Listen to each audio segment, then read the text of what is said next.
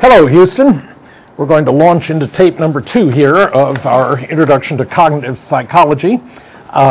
Still a little bit chilly outside, so those of you who are viewing it in summer session starting in late May, early June, recognize that we're dressed warm because it is just above freezing outside here today, so I'll let you in May and August enjoy that cognitively as we are physically here this week in Houston. In any case, I'm going to start with a particularly crucial email address for you with some particular suggestions that in fact I should have put into the very beginning of the course earlier on. And that is that in television land, if you're taking this course now, what you need to do is to email me immediately unless one of the following events occurs. That is, what you should do is get from me during the first week of school, that is by the end of the first cycle of tapes 1 and 2, an email that does the details of what I'm going to be talking about today. It will present the major elements of the course. If you do not hear from me in an email address, what you need to do then is to send an email to me on the address that is going to appear on the screen here almost instantly, we hope. That's it. Okay, and in fact, I guess what I forgot to do was to do one other thing to make sure that we have a full screen version of what I'm talking about here today. And that is right there. There you go, in full living color. That's what you need to write me at. And the reason for that is I will not be using WebCT in this course. Any information that you get from me will be handled by way of the email address that you see on the screen. I will be communicating with you that way. The email address that we will be using is the university's official email address. So if you don't hear from me, the university doesn't have your email address. That's what I'm going to be using to communicate outward. You can contact the help center, and I'll give you that address or that telephone number a little bit later if you don't understand how to forward that mail to your preferred email. If it's on AOL or Hotmail or whatever it happens to be, you can get that forwarded, but I will be communicating outward on the email address that you have officially listed with the university here. So if you haven't heard from me, by all means send an email to me at cashaw@uh.edu so that we can put you on the course email list. That will be the way we stay in contact. Now, what we're going to do today is some adventures on the electronics and the mechanics of the course itself. So I'm going to start right out talking about the nature of the mechanics. Namely, on broadcast days, what you're going to have is a syllabus, which is in this Cognitive Psych, the book, which I talked to you about last time. Color may differ, but this particular set of information will always be on the front cover, okay? Within that book, what we're going to do is turn in to the second or third, actually it's the second sheet, the very first page, and that's what I'm going to put on the screen here for you now. You will not be able to see it in detail. That isn't really the essence. I'm not trying to have you read, go ahead, read all that information for me. But in essence, what I want to do is to point to blocks of information on that page, and if you'll just turn to forward Roman numeral 4, that's where this page, or this first part of the page, has been taken from. So in essence, what I'm pointing out to you there is the fact that, whoops, didn't mean to do that. If you will look on the very left side of the page there, what you will see is tape number, or broadcast number, if you want to talk about that. All of the specific, current, accurate information related to the course is in this book. That is, this syllabus at the beginning of the Cognitive Psych, the book is the official information for during the course of the particular semester when you and I are enjoying cognitive psychology together. So regardless of whether I may slip up here and talk about the test next Tuesday or the exam next Thursday or something that we did last Friday, ignore it. If there's any reference to time in these tapes, forget about it. The official events on the course are in the syllabus that's in the Cognitive Psych, the book, Roman numeral 4. So basically in that syllabus, what you're going to see over on the left side is a column labeled tape, or lecture number. That's going to simply run chronologically in order, ordinally I should say, from 1 to 26. Those are the order of the lectures that we will have. The second event that you will see is labeled play date or event date, one of the two. There, down that column, are listed the specific days of the month in which particular events are going to occur. So if it's a spring semester course, it's going to start January something, 20th, 21st, 22nd, 23rd, something like that. Sometimes the first lecture will be repeated. Other times what we tend to do if we don't have enough broadcast hours is simply do the first tapes one time or two times. Well, you're saying to yourself, I'm not watching a broadcast. I've actually got the CDs or the tapes. If so, even better, because then you can do it when you'd like to instead of having to get up at 1 a.m. to sit alive for 3 hours and watch me. That's boring. And in fact, I would hope most of you are not doing that. Anytime I run into people on the street who say, are you, oh yes, I've seen you on, and then they name KUHF here in Houston, KUHT I should say. I can always tell when people have sleep problems, because if they recognize me in the grocery store, it's because they've seen me on television at an absurdly early hour. I hope you're not staying up live to do that. Invest in a VCR or a recording device of some sort. Make life a whole lot easier for you. In any case, if you're doing it on CD or something like that, I would strongly recommend that you follow or stick very close to the dates that are on the syllabus, simply because it will spread it out for you. We're going to show you data later in the semester that will show you how much advantage there is to doing what's called distributed practice. That's the ideal, where you study a little bit every day or a little bit every week. Massed practice is what you typically do, and I did in graduate school and undergraduate school too, though I gradually learned not to.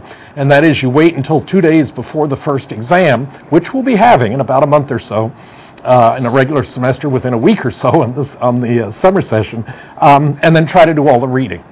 Don't recommend that. First of all, because the course is fairly complex technically, there's a lot to learn.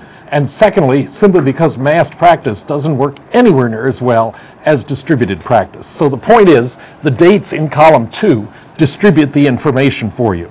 Then you're going to have a third column labeled topic or event. What that is essentially usually the chapter headings. We're in the introduction right now at the very top of the screen, and so forth down the screen. Perception, memory, working, then long-term, and then strategies and metacognitive factors and so forth, as we broadcast the information. So that's the topic that we'll be covering, and they're going to be, they'll be discussed in the order that's listed in the syllabus there. Everything in the syllabus is anchored to one of two kinds of things. Either the numbers down the left side, 1 through 26, 1 for the previous lecture, 2 for this one, 26 for our last moments together when we're actually reviewing the projects that various people have submitted this particular semester. The next column over, after the topic or event, is due date. There won't be too many pieces of information in that column. It's jammed at the beginning because we're collecting several pieces of information from you. What I have also tried to do in that column, semester by semester, is to modify it, which is the reason you need the current Cognitive Psych, the book, because the syllabus obviously changes each semester. Content sometimes changes. But in any event, one of the things that I have included in there, for instance, is about 5 lines down for this semester, is the last day to drop courses without a grade. That's when you become Q grade eligible or quit grade eligible. That Q grade may disappear. Undergraduate council is kind of reassessing whether we actually need that given the newest change in state rules and so forth. But in any case, what I've put in there are various university markers updated semester by semester in terms of the last day by which you can withdraw without it showing up on your syllabus, as well as the last day that you can withdraw with either an F or a W, or right now at least a Q grade. You should be aware, and I will say this to you because some of you being senior students don't remember, that you were told in your freshman classes that the state now has a new rule that you may or may not be aware of, and that is that if you enroll in a class past the withdrawal date, that counts in the total tally of courses that you have taken. That is, even if you end up withdrawing during the course of the semester, it still is taken out of the total number of hours that you were allowed to take. And what the state has done in a very crafty raising of tuition without making it look like that is the fact that you have only a limited number of hours that you can take as part of your in-state tuition dollars. And once you pass that margin, even if you haven't finished your undergraduate degree, you then start paying out-of-state rates. May not have been aware of that. New trick that the state legislature has done to all universities. So if you have a total number of hours enrolled, you have to keep an eye on that if you have a habit of enrolling in 19 hours and then dropping back to 12. If you don't drop quick enough, those extra 7 hours are taken off the total tally of courses that you can take. Be forewarned. Okay, the due date column then not only includes those reminders of withdrawal dates and so forth, what it also includes are the due dates for various things that are going to be required during the course of the semester. I will talk here a little bit later about an independent project that we're going to ask you to do, and somewhere near the beginning there is the due date for your suggestion of what you're going to do in that project. That independent project approval sheet is the very last page in your simple psych book. So if you go to the back cover and turn in the last sheet is the sheet that is intended for you to turn in as the independent project sheet, your description of what you're going to do. We'll talk about that more a little bit later. But the due dates for all of those things are in that due date column, okay? And then further to the right of that is a project or assignment column where we will describe what it is if it's related to something in the course that we are recommending that you do. Recommending, in some cases, we're actually bald-faced enough to require it. So there are a few of those, but they're listed typically in the project or assignment date. So project assignment, those are things that have to be completed at various times. And then the textbook chapter to be read is over on the right-hand column. It is the right justified column in the syllabus that you're looking at there.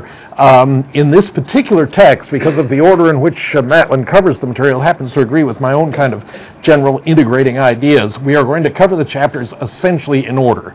Ordinally 1, 2, 3, and so forth. But the rate at which we cover them will differ from chapter to chapter. That is, we're going to do, because they're related to each other, some chapters quite tightly together, and in fact they'll be required at the same time.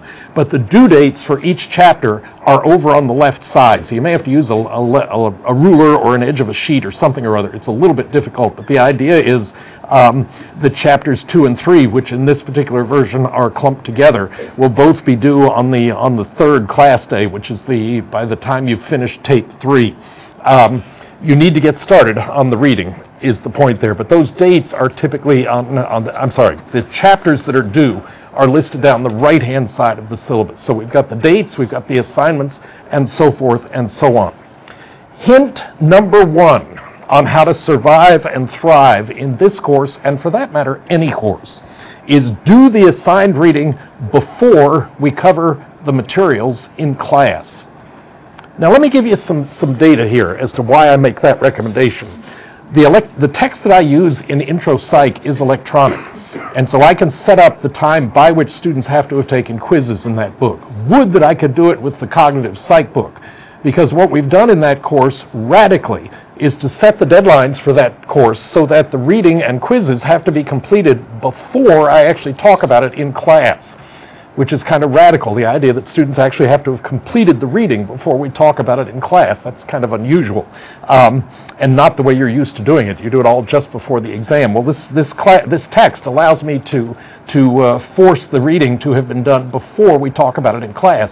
It's had two effects, both of which will be obvious to you when I tell you about them. First of all, I can now cover more material in that class. Because of the fact that the students have already read it, we don't have to spend as much time with basic things like definitions and so forth, and we can spend more time talking about course content. And the second thing is that because they have read it in advance, that's kind of like doing a survey and a question asking prior to actually getting into the lecture material. That is, you remember we talked the other day about SQ3R. Well, survey and question at least have been done, and if they've done the reading as well, they're well into mastering the material before we actually start talking about it in class, at least in theory. The way I can document that is the fact that when that book and that instructional strategy have gone head-to-head against PSI, against standard, here's the book, read it and we'll test you later, strategies for teaching, students in the system that we've developed consistently end up 18 to 20% better in total course mastery. So I come back to the original point, and that is that you should distribute the practice, keep up with the reading in general, spread across the time that we are all together. So hint number 1 is do the assigned reading before you talk about it in class, and that's generic information. Yes, it's related here, but it's also related to any class that you're actually in. Another event that is also listed on that syllabus is events A, B, and C. Those are basically the only times that the television class will get together. Event A is a required attendance feature. That is, the state requires that we meet with you face-to-face a couple of different times. The second one I'll describe here in a minute, but our first meeting is going to be what I've called Event A. That is the time at which we will review the course information and then take the first exam, which will cover roughly a third of the entire course information, chapters 1 to 6, if I remember correctly. Yes. Okay. Those events in the television class will start on Friday. Okay, they will occur on Friday, typically at 7 p.m. for the review and at 7:30 for the actual exam itself. First review is required. When we meet you, you meet me, and so forth. The second event is Event B. That will be when we review the information again and have the second exam. Covers the middle third of the course and happens about 2/3 the way through the semester. Again on a Friday, again starting at 7 p.m. The review is optional. The exam is, as we'll find out, also optional, though I would hope you would take it. Again, those both occur on a Friday at 7, starting at 7. And then insofar as possible, all of the exams and review sessions will be on Friday night, except with the possible exception of the final exam, because we have to a certain extent, follow the university guidelines as to when exams can be given. Sometimes we have to bump that to a Thursday night, so pay attention to the syllabus, because insofar as possible, the syllabus will list the specific exam date and day already on the syllabus itself. Again, just as a reminder, the second and third exam, I should say the third and final, may be listed on an alternate day, but we try to do it on Friday evening every time because there's less competition and people are generally free Friday night. Yeah, you're going to lose a date, but you've advanced yourself cognitively by taking an exam. Be aware also that both the third exam and the final are given at the time of the final. The reason for that is that all 4 of the exams that you take will be 1-hour exams. They're all multiple choice. There's no essay involved in it. And so they are all multiple choice. Given that the final exam period is 3 hours, we will give you both the third and the final at that time. And there will be plenty of time. The average person takes about an hour and a half to finish the third and final, though we have 3 hours assigned to us. They're all going to be 50 items long, actually 49, because we'll do it 50. We'll give you a full 50 questions. And it would be beneficial to you to read the back cover of the Cognitive Psych, the book, because in there are very detailed examples about how the exam is put together. But the basic thing that's most important is that we allow you to drop 4 questions on each of the exams. Okay? You can drop 4 items, so we're going to grade you on the best 46 out of 50 answers that you give us. What I would recommend, and we're way ahead of when I need to give you this advice, but I would recommend at the time that what you do is go through the entire exam, answering every question you can, and circle any that you're concerned about, and then go back and review just those in terms of, because you're going to find it's as hard a decision to decide what not to answer as it is to decide which of 4 options to take on those where you're making a choice. But we will drop any 4 items, and if you don't drop them, I will reduce your final score by 4. So I'll take off 4 that you got right for sure, just to make sure that you are encouraged to drop those 4. Okay, now let's look a little bit at a project. What I'd also like to have you do is to do a project of some sort, and we've got several different possibilities for doing this, but they are all going to take the form of what I like to call a right hemisphere project. This is going to be unlike any assignment you've gotten in most classes that you've been in. Okay? In this case, what we're going to ask you to do between now and 3/4 of the way through the semester is to conduct a creative project. You are to do a creative project or an artistic project of some sort. We want this to be a right hemisphere rather than a left hemisphere activity. Okay? That is, what I have in mind is, as an example, one of my favorites was turned in about 10 years ago now by a lady who was majoring in education. And what she did was to take a game of chess with all of the standard players, and she did 2 things with it. First of all, she took all of the standard pieces, like pawns, and she recreated them in the form of small cast pieces of pottery. That is, she built little figures out of clay and then painted them and baked them, cooked them, did whatever you do with clay pieces. And then she had the 16 pieces on the board. And then what really put the thing in the higher spheres was the fact that she wrote an instruction booklet, which basically was a review of developmental psychology, or I should say, cognitive developmental processes. That is, what she did was to write an instruction book based on the idea that the pawns were simply 1 or 2 years old. They were children, infants, okay? And the instructions for them, the rules for how they were to operate in the cognitive game that she created was that they were only permitted to go forward and were trained to go forward 1 or 2 spaces. But you had to watch them very carefully because occasionally they would wander off to the left or right or end up going somewhere else on the board that they strictly were not authorized to do and so forth. And in essence, in the description, what she basically wrote was a description of exactly what 1 and 2 year olds do and the cognitive processes that attend it. All of the other features, the knights and so forth, except the king and queen, were basically various ages of adults and relatives. So you had a husband-wife combination in there, you had brothers and sisters of those, or aunts and uncles of the pieces and so forth, and basically what she described was role characters. I'm sure you've got an uncle with particular anomalies associated with him, or an aunt, and so forth and so on. And so the instructions for the other pieces, save for the king and queen, were various creative descriptions of family roles and the kind of cognitive elements you may get if you've got somebody raised in one family or in one environment who learns a foreign language and then has difficulty communicating in English and so forth. So she folded in a lot of cognitive psychology in the instructions on what each piece was able to do. And then the king and queen were the grandparents. These were the 3rd generation people in this family that she created on the board.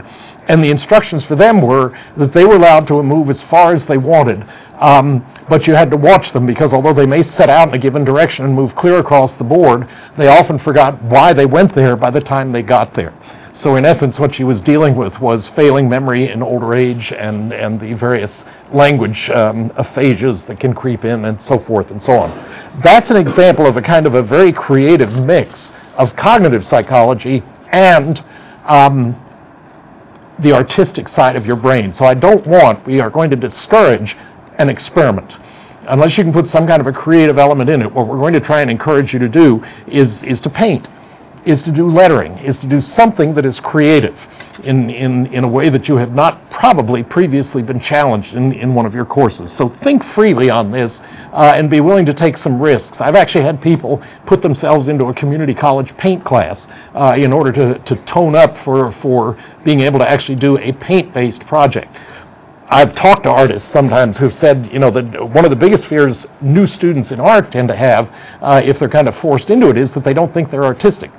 And what he was arguing basically is that most people are artistic, but they've just never bothered to structure it and train it in a particular way. So don't be as scared as some of you are looking now as I'm talking about this kind of project. Kind of go with it, flow with it, think creatively during the course of the first several weeks, and you might even want to read ahead. We're going to eventually read all the chapters in the book. Take the time to read those chapters ahead and see if you can come up with something creative to do. By all means, contact the course TAs whose name and email contact will be listed in the letter that I send you during the first week. And then what you're going to do on the inside back page of the last page in the Cognitive Psych, the book is simply to describe for me the kind of project that you have actually done or are proposing to do, and we will react to it. In general, you can assume if you haven't heard from us within a couple of days that it is probably approved. But the due date is just about a week before the first exam, and we will return those sheets, approved or not approved, at the time of that first exam. So when you leave the first exam, make sure that you have the approval sheet with you, because it will be there for you at that time. Otherwise, you need to leave us a stamped envelope with an address, because otherwise we don't know how to get it directly back to you. Okay? So you're going to submit us an approval sheet. A second thing then, a second hint for survival, how to survive and thrive in this course then, is to recognize that the project is designed to be and will be graded as a semester-long project, something that you're going to put some significant amount of time, about a quarter of your time, into during the course of the semester. It's about a quarter of your grade that it totally reflects, and so we will grade it that way. We're expecting a significant piece of work. Part of that then is do not wait until week 10 to start a project that's due in week 11 or week 12. It will show, believe me. There won't be many references if you go that route. It won't have the paint won't be dry. We've had several of those. We have to lean with nothing in front of them when paintings arrive.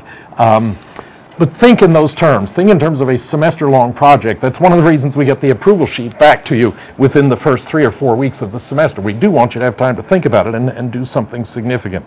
There will be a 2-grade penalty. Count it, 2-grade penalty if you do a project that is not approved.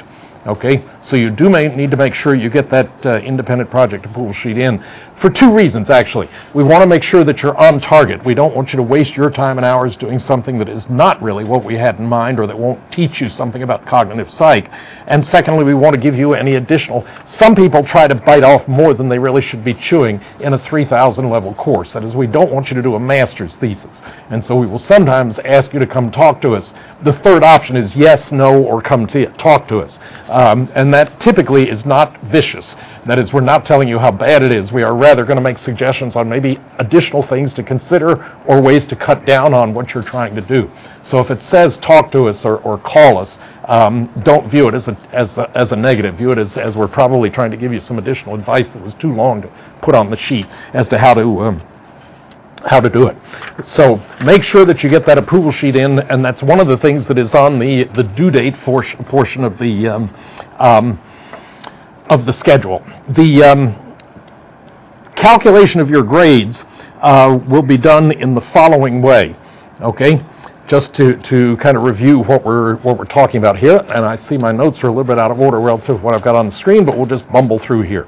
The source of points is going to be, first of all, the exams, and there will, of course, be 4 of them. Okay?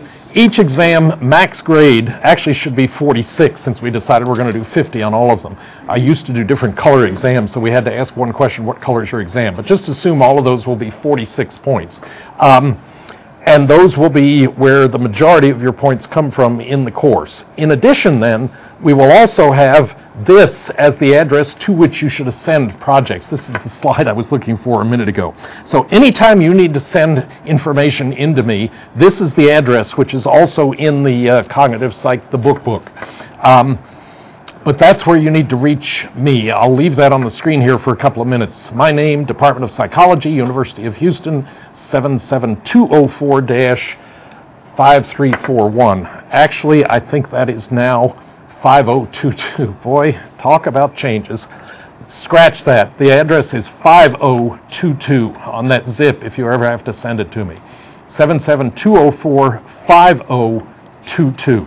Apologies for my media spasticity, which I do occasionally demonstrate here. Okay, got that down? Now let's go back to the grading. So you're going to accumulate up to 184 points in the exams, and then we also have the independent project. The grading on that is a little more complex for the following reason. You may do various kinds of efforts. You may have an A+, an A, an A-.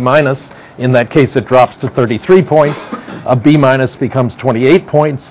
A C- becomes 22 points.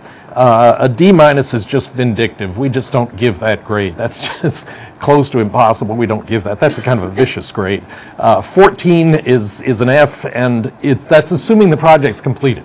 That is, if you make an honest effort it didn't turn out well, the 14 is kind of discouraging news, but it's a gentle way of giving you a grade that can be dropped. If you don't do the project, we will give you a 0. And that 0 will not be dropped in calculating your final grade. And I'll show you what the effect of that is. So basically then, and all of these again are in the Cognitive Psych book. So in essence then, what you have is 42 points, assuming you get an A+ on your project. Those are adjusted to roughly reflect the grade distribution that we get with the 4 exams. So what we end up with for you is 4 exam grades and an independent project grade. What we do then is scan across and drop the lowest of those 5 grades. Okay, So that's the reason you may get, if you do a disaster project, and we very seldom get those. Not 1% of the people do that kind of a project, so you really don't need to lose a lot of sleep over it. But the idea is that the independent project is also eligible for being dropped if it turns out you're spectacular in exams and not so good in doing the project. So basically, your total grade then is based on the 4 exams plus the project, the lowest grade having been dropped, okay? What that means for the quick mind is you cannot take an exam, which is true. I don't recommend that, and the reason is very simple. In fact, I'll give you a more extreme example. Supposing you've done both exams in the independent project and you're pretty happy with what's happening, so you're thinking, well, I'm not going to take the final.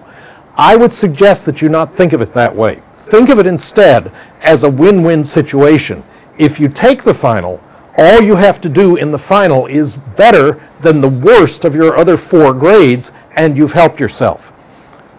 So if you got straight 42s and a 41, if you take the final, you then get another 42, you've helped yourself, because we dropped the 41 that you'd already accumulated and give you the 42. Now, in a more extreme situation, you may have a 30, a 30, a 19, and a project graded at 33 or 37, okay? So you're thinking, well, pretty good. Go ahead and take the final, because you've got to be there anyway for the 3rd exam, which is given at the same time as the final. You've paid the babysitter, you've found the parking spot, you've got a pen that's sharp, and you've got the answer in the exam. Go ahead and take it, okay? The worst you can do is a lousy grade, and if that happens, I'm not going to tell anybody. It'll just be dropped.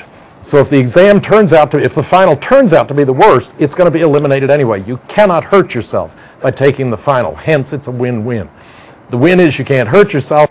The win is you can potentially benefit yourself. Because as I'm saying, with 5 grades, all you have to do is better than on the final, is better than the worst of the other 4 grades, and that grade will be dropped and the final will be counted. I hope I have beaten that horse enough so that you understand the wisdom of what I'm suggesting. We'll collect 5 grades from you during the semester, the lowest of which then will be dropped. So hint number 3, to survive and thrive in the course, and it's a reprise, is to continue working on scheduling your time, as we talked about in the last lecture, until you're doing what you want to be doing with your time. That's a review, okay? So we're going to base your grade on the total points accumulated during the semester. The one thing that I do not do, and this may seem a little harsh given that psychology is an experimental discipline, I do not give bonus points for research participation, which is unusual in psychology. The reason I do that is this is a television course, and so people are spread all over the city, the metro area, and some of them have very differential access to the ability to earn extra points. So to prevent some of you who are on campus from ballooning your grade with research against somebody who's way out in the remote reaches of Katy somewhere, we simply don't have that option available to save you the worry in that particular case. Hint number 4 to survive and thrive in this course is to recognize that the independent project is the most important part of this course. You're going to teach yourself more cognitive psychology with the independent project than I am with all of my PowerPoints. It should be done, and you should do it thoughtfully. Use that as a way to, one possibility is to integrate the project with your major. I've seen some very creative projects done in that way. Now, let's talk a little bit about the communication device, the tapes that are available. Copies of each lecture, almost as soon as they're taped, in future semesters, they will be available simply in the periodic or reading room in the university's main library here on campus. Okay, you go up the stairs to the right on the main floor in the library, and the tapes are contained in there. Any of you who miss a class in studio are welcome to go use that. A couple of things that I would give to you. A 5th hint for how to survive and thrive in this course is do not rely on the availability of those tapes to study for tests feverishly in the hours immediately before the test, because other people are planning on the same thing, okay? There are basically 3 reasons for it. First of all, the equipment probably will not be available, since that's a third of the way through is a very popular testing time. Secondly, preceding the course, exam performances dropped because some relied on the pre-recorded tapes and studied them 10 at a time. That's not a good way to do it. That will tend to hinder your performance. And the third is that we'll study the effects of distributed practice during the semester. Distributed practice is better. Don't rely on the tapes just before an exam because other people are counting on it too, and you may not be able to get them. That will work. In terms of communicating with me, and this applies to everybody, everywhere, at any time, if you need to reach me, this is the email address to use. It's insensitive to capitalization. You can do it in all caps if you're mad. You can do it in lowercase if you're in a depressed mood. I don't care, okay? The key element to that is what you're going to put on the message next. Well, I'll get to that in a minute. Let's just leave that up there and talk about it. In essence, I would strongly prefer when you communicate with me that you do it by email if possible. There are about 2 times during the year when I get swamped. One is at the beginning of the semester and the other is at the end of the semester. Yesterday, as an example, start of semester, I received 109 emails when I'm trying to write television tapes. So I have not answered all my emails. In general, once the semester gets going, I will answer within 2 or 3 hours. You'll be amazed how rapidly you get the feedback. I would also encourage you to email the course assistants, whose name will be in the very first letter that I send you. And if you don't get a response, try a very simple high-pressure device. Resend it to them and carbon it to me. Not BCC, but just CC. Send a copy to me, and I will make sure that you get an answer. Sometimes they're busy, too, and that can happen. But in general, I have talked to them very specifically about responding when they get requests for. You should be able to get an answer without too much difficulty. Okay, so that's how to reach me by email. Then let's look at a couple of other things. When you have computer-based information or computer interactions that you're trying to do, this is a number that you may want to be familiarized with, and that is the support services desk at the U of H Computer Center. If you have any computer-related problem in any course at any time, this is a very helpful device. When they get over as at the beginning of the semester, it may take a while, but if you will leave a message, they will typically call you back fairly rapidly and can work through with you any email problem you're having. That, for instance, would be one place to go to get information about how to forward your university email address, because as you may or may not know, the university assigned you an email address when you registered here, and that's the one I'm going to be using, or whatever is on record if you haven't changed it. But when it's sent there within the university, you can actually set that to be forwarded to wherever your preferred email receptor site is. That will be a good one to have. Now let's also look at this number. This is another one that you need to have, and that is the distance education office. If you're in a television class and you have trouble at some point, this is the number to call if you need to reach the distance education office. Darn it, I had a spelling error in there, and I saw it when I reviewed it and meant to correct it. It's not the distance education office, it's the distance education office. One I. Don't send me emails. But that's the number that you would reach. That's the main number for distance education, and we're going to show you another way here in just a minute to also get into there. If you need to reach me at any point, I am in the Fred J. Heine building. You're right, the psychology department is in the Heine building. I appreciate the Heines for donating the building. I tried to change that when I was a new associate professor on campus here and get it called the Hain building, and apparently the family called in and indicated the correct pronunciation of the name. So it is Heine, and we honor them in supporting the university with the building. My office within there is room 107. Okay, the door is normally open. If it's shut, check the door because there may be a message in there. I'm in a surly mood because I'm late on some big project or something, but in general, the door's open. I try to do office hours sometime around noon. The specific hours will be labeled, but I'm always there 5 days a week. Make sure that you come over. If you're going to come over other than noonish, what you might do is call to make sure I'm there, because sometimes I have meetings or meals off. I can be had for a meal. So if somebody's going to haul me off and treat me to lunch, I may not be there. But in general, during the noontime hour, give or take an hour, I will be there. That's probably the best time to reach me if you're going to do it face-to-face. If you're not going to do it face-to-face, I much prefer email than a call, because about half the time when I get calls, what I have to do is leave a message, and then we play tag, and it's a huge waste of everybody's time. Do an email, it'll be there and harass me continuously until I actually answer it. So it's in room 107 of the Heine building. If you're coming on campus to reach me, Off the Gulf Freeway, it's the fourth light, not counting the lights at the Gulf Freeway. So drive on Cullen toward the south, that is for females toward the bayou, the marker we were talking about the other day. And at the fourth light, you're right by entrance 13A. Hang a left there, and there are parking meters right in front of you there. Or if you're real quick, you can park, run in and see me, and go back out and not give the university $1. So that is how you reach me. In general, just in terms of access, I will not be using WebCT.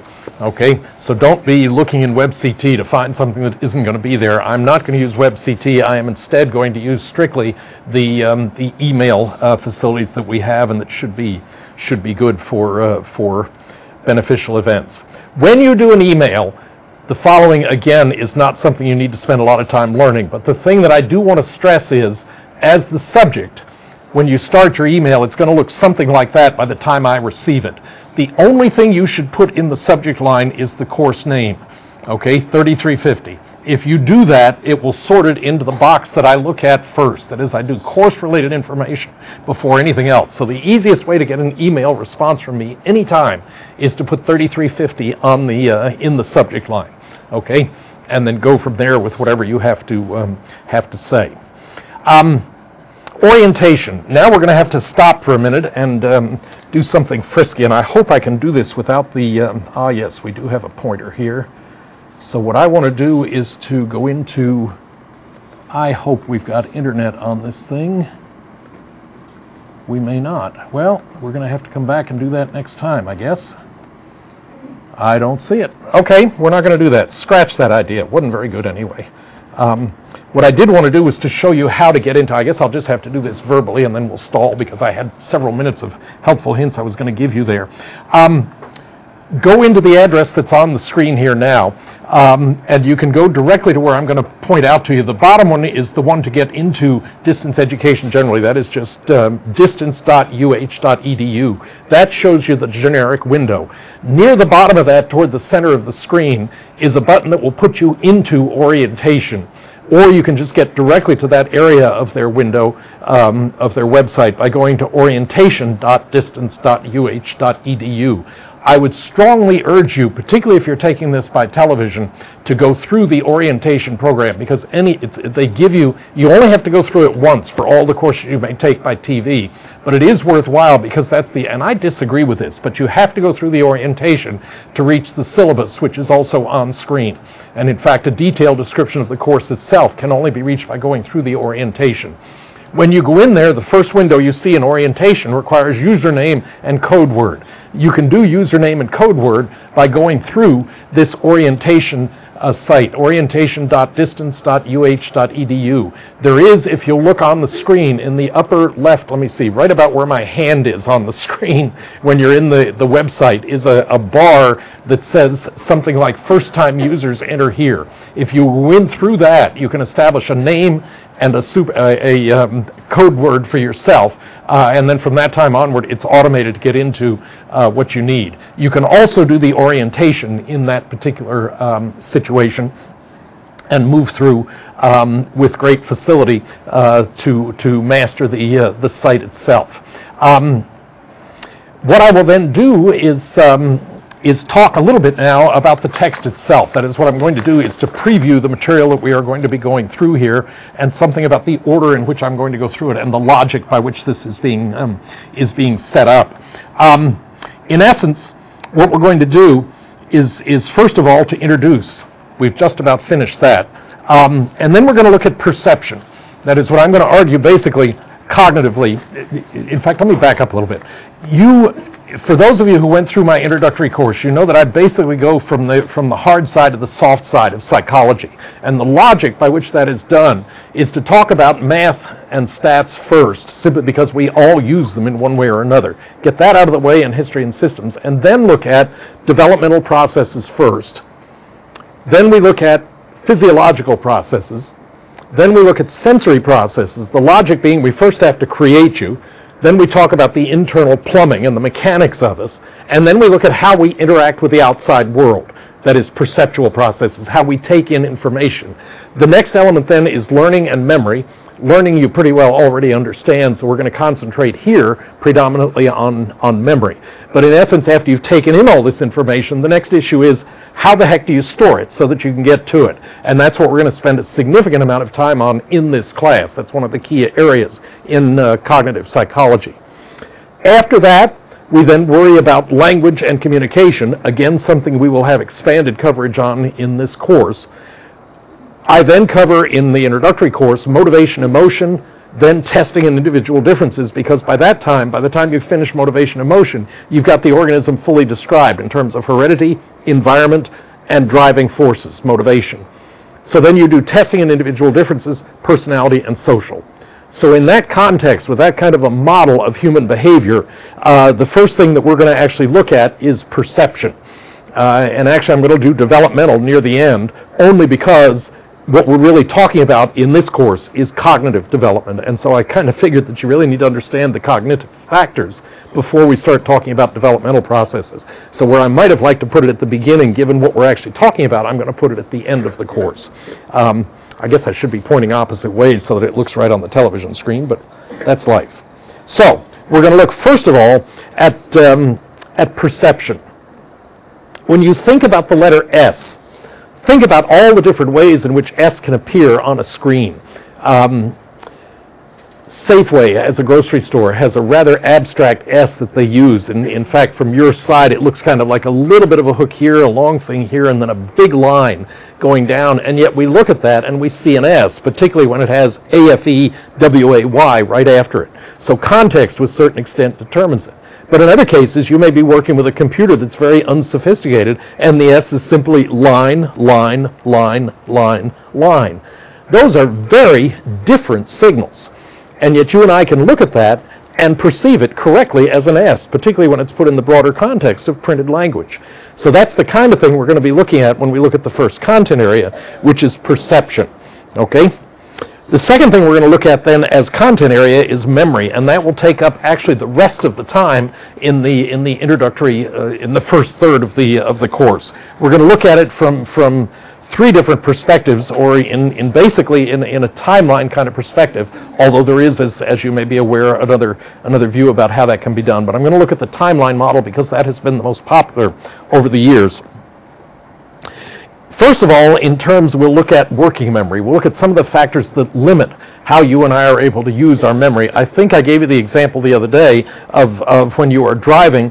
If you're in the middle of a conversation, it doesn't take many channels to drive a car, but when things tighten up on the highway, you don't have as many channels for maintaining conversation, which does take several channels of processing to do. And the result is your conversation gets interrupted while you deal with the problem. That is, in essence, one of the physiological limits on what we call working memory. A word that is more frequently used now than short-term memory. But it has to do with also load factors. When are you able to isolate information and use it? When is it easier or harder to learn information? And even what is the role of things like meaningfulness and interest? You may remember from high school how consummately bored you were with, say, history or physics or something like that. One of the key elements that leads to that, when any of us are in a course that we don't like, and I don't mean to pick on those disciplines, but they're kind of extreme examples in the arts versus the sciences, although history argues that it bridges the gap, separate issue. In any case, what fosters our interest is meaning. If we are interested in it, the material tends to be meaningful. We're reading to answer questions and so forth and so on. That's one of the things that limits working memory. The reason you have to work so much harder in mastering information in a course that you don't like and you're not interested in is because you're repeating and memorizing nonsense. And just as we're going to demonstrate, just repeating something does not lead to memory. Okay? You have to intend to learn in order for learning to occur. Example you will recognize, think about the last time you looked up a phone number on a company that, or calling somebody that you knew you were never going to have to call again. In that case, you repeated the number to get from the book to the phone. But as soon as you dialed it in, you stopped rehearsing it. And of course, what happens then is forgetting begins to take place. You're listening to the buzz and the phone, and then all of a sudden somebody jumps in, or a recording comes on and says the number's been blocked, or what number did you dial? And if you think you've got the right number, please redial. You typically have to go back to the book and look it up again, because that's a limit on working memory. You have, in that case, rehearsed to maintain, but not to learn. And so in that case, when you stop rehearsing, the maintenance goes away, which means essentially it drops out of memory and you have to go back and look it up again. That's a limit in working memory. Long-term memory. Can you recognize the people that you graduated high school from? For you, it probably isn't too hard, but I'm going to show you a study later done where memory was in the low 90s for people that hadn't been in high school for 40 or 45 years. Imagery-based memory is remarkably permanent, okay? Think about it this way. Do you think you will be able to recognize the people with whom you graduated high school at 2050? In other words, 45 or so, 40 or 45 years from now, will you be able to remember or recognize images of your high school classmates? That's the kind of thing we're going to be looking at in long-term memory. And then we're going to look also at strategies and metacognition, that is, thinking about cognition itself and some of the strategies we can use to improve our memory.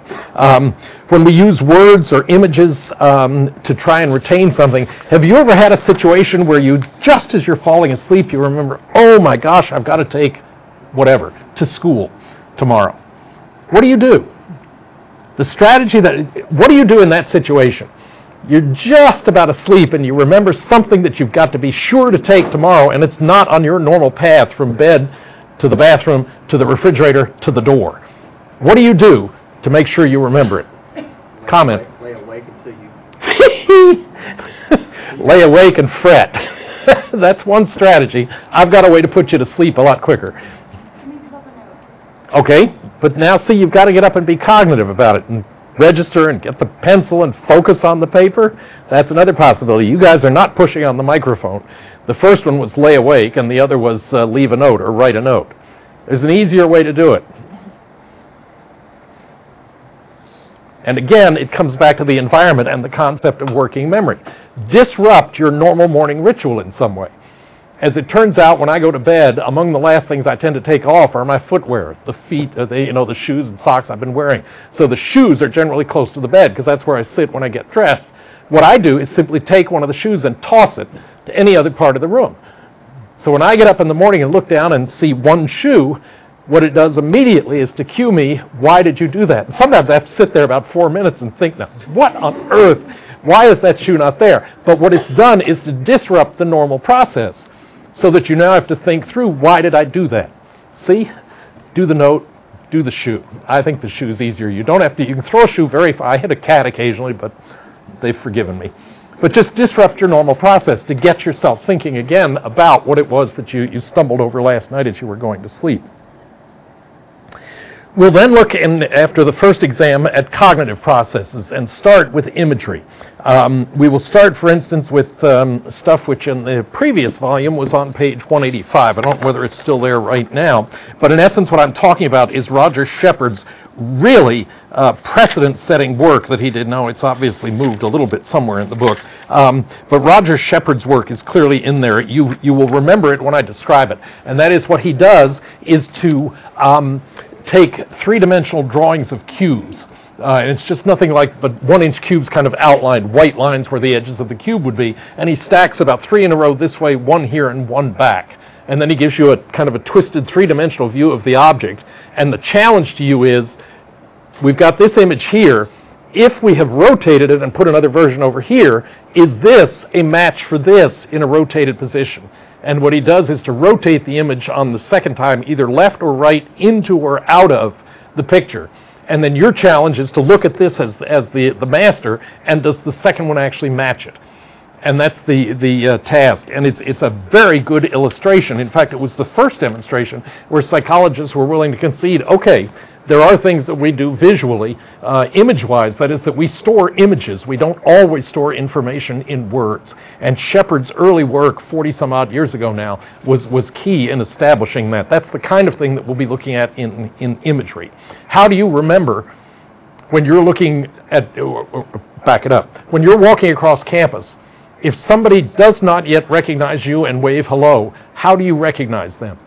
You do it either because they always wear purple, or they have a face that you have come to recognize. It's pattern matching, essentially. And when you're walking along campus, if a given face matches with something you've got stored, the result is you smile at them, you nod, you recognize them in some way. Again, that's based on imagery. Second cognitive process that we'll look at is general knowledge. Name as many features as you can that are broadly shared by apples. Now I've given you a concept, apples, and I've asked you to name features that are generic to apples. They obviously can differ in terms of skin, color, texture, but they've all got a skin, okay? They've all got a core. They've all got a stem. They generally are most available and freshest in late summer, early fall, and so forth, okay? What you're doing there is identifying particular features combined, giving you a feeling for the nature of the object itself. And yet apple is also a member of higher hierarchies, fruit, okay? That is where apple is but one example. Living objects. They are also, while they're still on the tree, that. And there's another way that relates to this that you can also think in terms of, and that is, think of the features that are crucial to identifying something like, say, a dog. What is required to have a dog? 4 legs? Well, what do you do with a dog that's only got 3 legs? Still a dog. Have to have a tail? Well, what do you do with a boxer? Big ears? Well, some of them hang down. Fur? No. There are hairless dogs, and so forth. So you really have to, it becomes quite an interesting cognitive challenge when you take a concept and then try to nail down what is the actual feature of that makes it what it, dog, cat, whatever. We will see, for instance, when we look at it, that something like a canary is actually uniquely defined by only 2 features. Do you know what they are? There are only 2 things that make a particular bird a canary. The color? Color is one, it's yellow, and the other is the particular song that it uses, the particular way in which it sounds. Other than that, it could be any other bird in terms of not being able to be uniquely identified. So we're going to identify then a network model of memory in the section on processing of general knowledge and so forth. My electronic book, for instance, Psychology Exploring Behavior, is based on that network model of memory. And it basically is designed psychologically to rehearse the strong elements of things that you need to learn. When you talk about classical conditioning, the key elements you need to understand are conditioned stimulus, conditioned response, unconditioned stimulus, unconditioned response. Those are the core elements of that cluster of information, and so forth. Then we get into language, and we're going to look at that in a couple of different ways. First of all, in terms of comprehension. I am speaking in Gualalana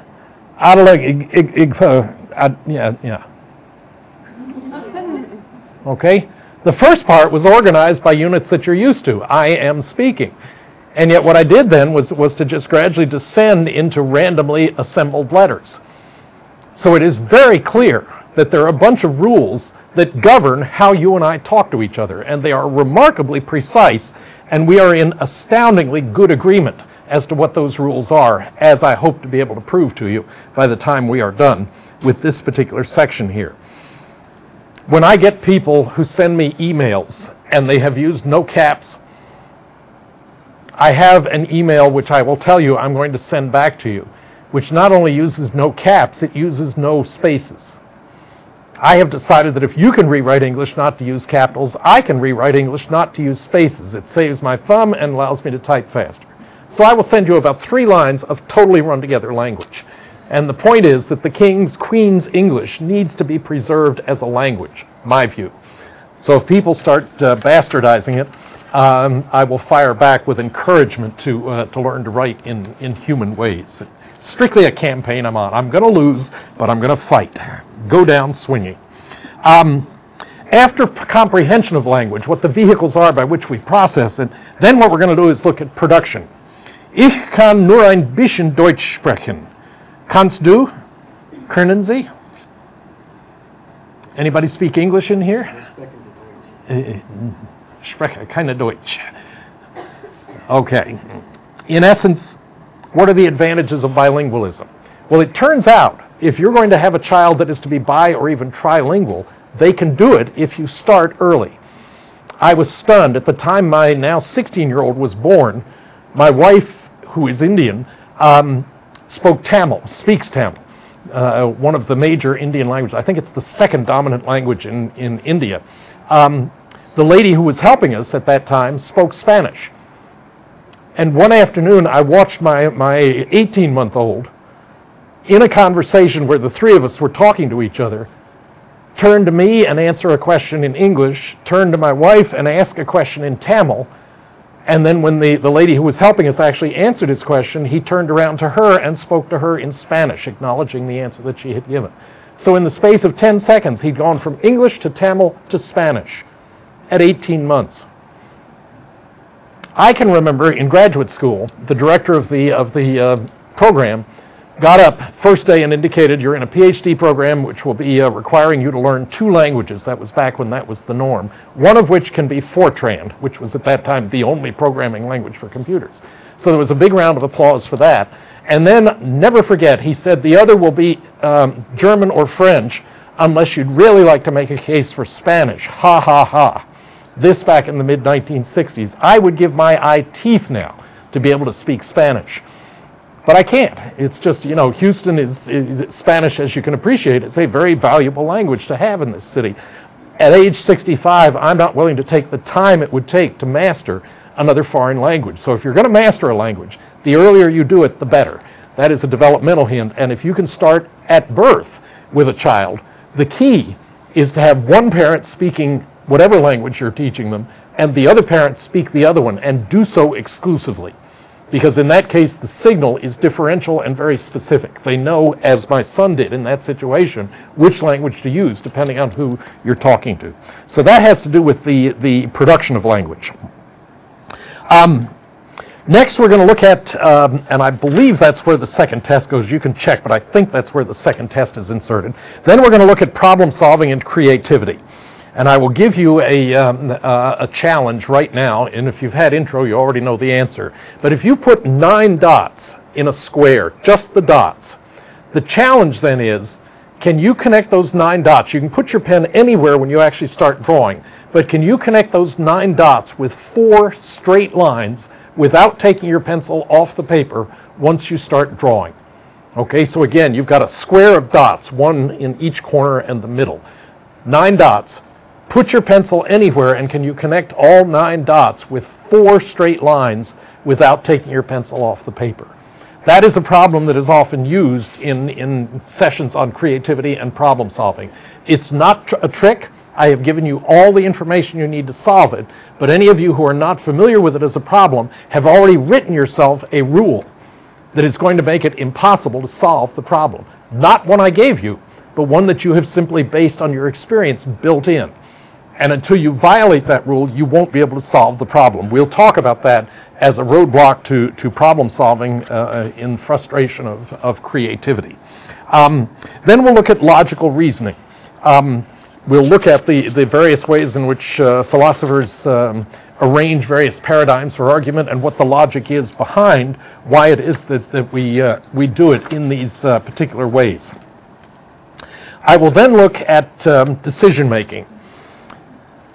What is the effect? Well, you hear decision-making impacted anytime you look at or listen to conversationists on talk radio who are arch conservatives, or for that matter, liberals. There is now one liberal who actually has a several-hour radio show nationally distributed. But for a long time, over the last the Bush years in terms of presidency, there has been a preponderance of conservative talk shows. And it was of great delight to me, I won't say whether I'm liberal or conservative, to listen to the conservatives on the Wednesday following the election in fall of '06, when there was a significant swing, not necessarily that the country went more liberal, but that there was a rejection of some of the things that had been happening under the conservative tutelage. And what happened basically was that they went directly into character assassination. That is, in the person I listened to for 30 minutes or so, what he did was to review the Democrats that were going to have in office, and to a person, in reviewing those people, what he did was to take the single largest negative feature for which that person was noted and concentrate on it as if this was the entire package that you were going to get. The one that I particularly remember was that Senator Biden from Delaware was a presidential candidate about 2 or 3 campaigns ago. And he dropped out of the race because it was demonstrated that he had copied wholesale from some other source. Whether intentionally or not was never resolved, but he didn't cite the source. And it was very clear that he had picked up somebody else's idea in what in academia we would simply call plagiarism, and that was the charge. But he has remained elected. He's done good things for the state of Delaware, and here now 8 or 10 years later he is in the news again all of a sudden. Well, that was one of the people that this conservative talk show host concentrated on, and sure enough, he went back 10 or 11 years into this man's history and created the scenario that this is what we're going to have directing whatever committee it is that he became eligible to direct. That is what's called a framing effect. Okay? You'll see it occasionally in questionnaires when you get where you have a question that is framed by, are you in favor of vastly increasing uncontrolled government wasteful expenses on educational projects leading nowhere and going nowhere? And then they say, well, you know, obviously all of us are going to vote no on that. But what they do then is they constrict what they interpret. The people are not in favor of excess spending, are not in favor of spending for education, and so forth and so on. The framing effect has created the answer that you get. Creating a good questionnaire is a very complex effort. We'll talk about that in decision making. And then finally, as I hinted earlier, we'll talk about cognitive development. What will a 1-month-old do if I give them a pen? Okay? If I just hand them a pen, what will they tend to do? What's the first thing they're going to do? Yeah, they're going to put it in their mouth. Okay? That is one of the factors that we know about 1-year-olds or 8-month-olds. They process the entire world through their mouth. Okay? What about a 21-year-old? You hand a pen to a 21-year-old, and they're either going to ask you, why did you give this to me? Or they're going to sign whatever paper you've also given them at the same time. The implicitness is if you hand them a sheet of, here at the university, we use a lot of petitions. You don't like a rule? Petition. We're so weak-spined about enforcing our rules. Petition. Yeah, sure. But we give you the paper, the petition, and a pen. You're just going to look down, where's the signature, and you sign it. That's cognitive development that's going on. The same object elicits very different responses based on context and age of the consumer. So in essence, what I will do in the next time is to talk a lot about critical thinking, which I do want to make sure we talk about here a little bit. But I want to jump ahead here because we have an interview that runs about 5.5 minutes with Margaret Matlin, which we're going to have to patch into the tape that we're currently producing right now. So what I simply want to do is to highlight the fact that there is and I see that I didn't reprint the themes that I meant to put into my notes here because I wanted to highlight what she will be talking about here.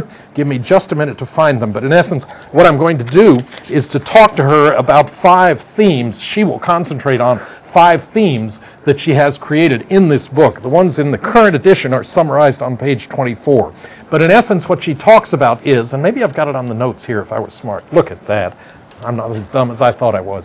She's going to talk about, you'll hear her mention, that cognitive processes, as she talks about them across the entire book, are basically active, not passive. When you're doing things with language, when you're doing things cognitively, it is an active, energy-consuming process that you are actually engaged in. And this is one of the themes that you will see running through the chapters in the entire book. If we can put the screen on, the PowerPoint on the screen, please. The second theme will involve the fact that, here we go again, trying to make it bigger for you. The second thing is that cognitive processes in general, much like our own behavior, are very efficient and they're accurate in terms of what they do. We can retrieve words very easily, okay, when we do that. Thirdly, the theme that she will develop is the idea that they are positive rather than negative. You and I can process positive information a lot more accurately than we can process negative information. We'll demonstrate that for you later. Fourthly, they tend to be interrelated, not isolated. Remember the example I gave you of driving and having a conversation. And finally, the last theme that she'll talk about is that cognitive processes involve both bottom-up processing, taking individual perceptions or sensations and integrating them into perceptions, as well as top-down, where the concepts and the biases that we carry in our head will impact how we perceive particular pieces of information. Let's lead directly into the interview then with Dr. Matlin, a visitor on campus several years ago.